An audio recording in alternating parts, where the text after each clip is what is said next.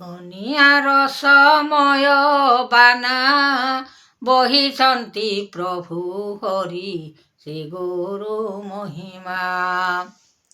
ବନ୍ଦାଣ କରୁଛି ଆଜ୍ଞା ଦିଅ ଦର୍ଶନ, ତୁମ୍ଭରି ମହିମା ଜାତ ଅଟେ ନିର୍ମାଣ।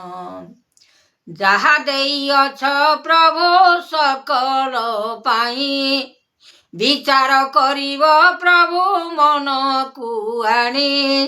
ଦୁନିଆର ମାୟା ପ୍ରଭୁ ଲାଗୁଛି ଭୟ, କେମନ୍ତ କରିବି ପ୍ରଭୁ କହ ବିପରୀତ। ଜଣାଣ କରୁଛି ପ୍ରଭୁ ତୁମ୍ଭ ଚରଣ, ଶରଣ ମାଗୁଛି ପ୍ରଭୁ ଦିଅ ଦର୍ଶନ। ଏକାକ୍ଷର ଗୋପୀନାଥ ଅଲେଖ ଅନନ୍ତ, ପୁରେ ଜାତ କରିଅଛ ସଂସାରର ଫଳ।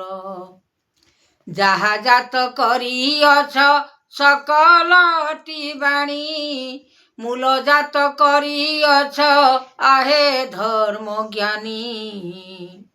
ନାରାୟଣ ରୂପେ ପ୍ରଭୁ କରୁଛି ଭିଆଣ, ତୁମେ ଚକ୍ରଧର ନାଥ ଅନାଦି କାରଣ।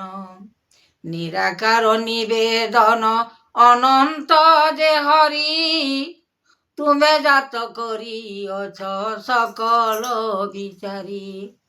ମନ ଗୁରୁଦେବ ଆଜ୍ଞା ସକଳ ପାଇଁ, ମନ ଚିତେ ଦର୍ଶନ ଲାଗିଛି ମହି।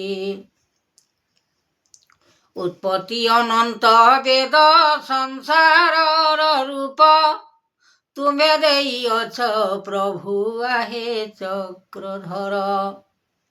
କେମନ୍ତ କରିବି ପ୍ରଭୁ କହ ବିଚାରି,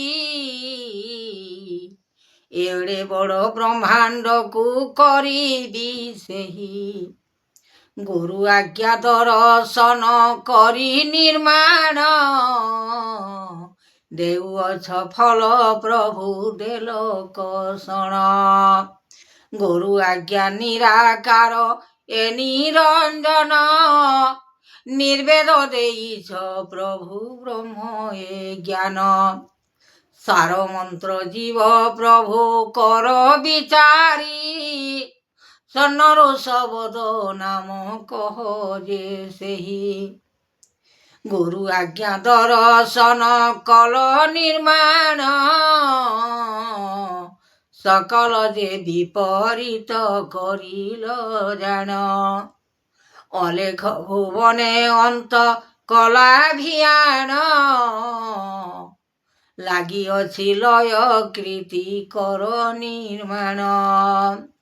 ଜୟ ଜୟ ବେଦ ବ୍ରହ୍ମା ଜୟ ମହିମା, ଡାକୁଅଛି ମୋହି ପ୍ରଭୁ ଶୁଣ ଏ ବାନା।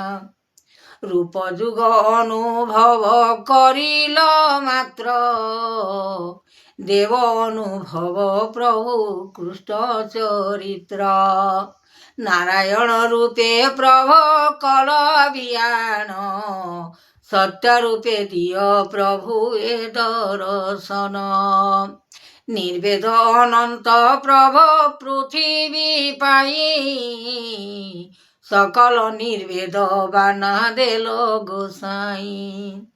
ବିଚାରଣ କଲ ପ୍ରଭୁ ଆନନ୍ଦ ରୂପେ, ତୁମ୍ଭେ ଚକ୍ରଧର ପ୍ରଭୁ କରିଲ ସତେ। ପ୍ରଭାତ କାଳରେ ପ୍ରଭୁ କଲ ଭିଆଣ, ତୋଷ ମନ ଯୋଗେଶ୍ୱର ଜାଗିଲ ଜାଣ। ନିରାକାର ନିର୍ବନ୍ଧ ଯେ ଅଲେଖ ପୃଥିବୀ, ସଂସାରର ମାୟା ଗୁଣ ହେଲା ଉତ୍ପତ୍ତି। ତେଣୁ କରି ବିଚାରଣ ଦେଲ ନାରାୟଣ, ସକଳ ବିଚାର କଲ ଦେବ ଭଗବାନ। ରୂପ ଚୈତନ୍ୟ ପ୍ରଭୁ ଭିଆଣ ଯେ ତୁଷ୍ଟି, ଜ୍ଞାନର ଚରିତ୍ର ବାନା ଦେଲ ଉତ୍ପତ୍ତି। ସଂସାରର ସାର ମାୟା କରି କେମନ୍ତ, ତେଣୁ ନ ଜାଣିଲେ ନର କଲେ କିଏ କିସ। ସକଳ ମହିମା ଜ୍ୟୋତି ହେଲା ଉତ୍ପତ୍ତି, କେମନ୍ତ ପ୍ରକାରେ ମୋହି ବୁଝାଇବି ଯାଇ। ସୃଷ୍ଟିର ଯେ ଫଳ ବାଣୀ କରିଲ ଲେଖା, ଅନନ୍ତ ଯେ ଯୋଗ ଧ୍ୟାନ ଆସିଲା ଏକା। ଏହି ଫଳ ଯୋଗ ମାନ କଲେ ତିଆର, ସକଳ ଉତ୍ପତ୍ତି ପ୍ରଭୁ କଲେ ବିଚାର। ନାରାୟଣ ଭିଆଣ ଯେ କଲେ ଉତ୍ପତ୍ତି, ସଂସାରର ଯୁଗ ବଳ ଦେଇଲେ ଶକ୍ତି। ନିରାକାର ନିର୍ଭେଦ ଯେ କଲେ ଯାତନା, ଶୁଣ ଶୁଣ ବଚନ ଯେ କହୁଛି ବାନା। ରୂପ ଯୁଗ ଅନୁମତି ଏ ଅନୁକ୍ଷଣ, ନାରାୟଣ ଦେଇଅଛ ସକଳ ନାମ। ଏ ଭିଆଣ କୃପା ପ୍ରଭୁ କଲ କିମ୍ପାଇଁ, ତୋଷ ମନେ ବିଚାରିଲ ରଖିଲ କାହିଁ। ଜଗତ ଠାକୁର ତୁମ୍ଭେ କଲ ଜୀବନ, ତ୍ରିଯୋଗରେ ଲାଗିଅଛି ମନ ମୋହନ। ଏମନ୍ତ ବିଚାର ପ୍ରଭୁ କରିଲ ହରି, ସକଳ ବିଚାର କଥା କଲ କିମ୍ପାଇଁ। ଜଗତ ଠାକୁର ତୁମ୍ଭେ କରି ନିର୍ମାଣ, ସକଳ ଯେ ଯୋଗ କୀର୍ତ୍ତି କରିଲ ଜାଣ। ତେଜ ମହାବାହୁ ରୂପେ ହେଲା ଉତ୍ପତ୍ତି, ଅନନ୍ତ ଯୋଗ ମହିମା କରିଲେ ସୃଷ୍ଟି। ଚରଣ ବନ୍ଦିଲେ ଦେବ ଏ ଦିବାକର,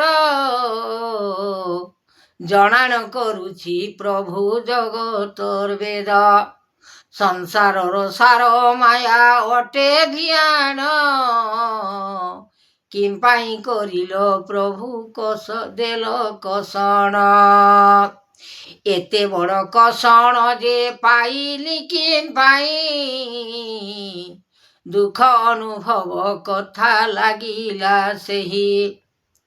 ମନରେ ମଧ୍ୟରେ ପ୍ରଭୁ ଚକ୍ରଧର, ଦେବ ଉମାପତି ପ୍ରଭୁ ସକଳ ନାଥ।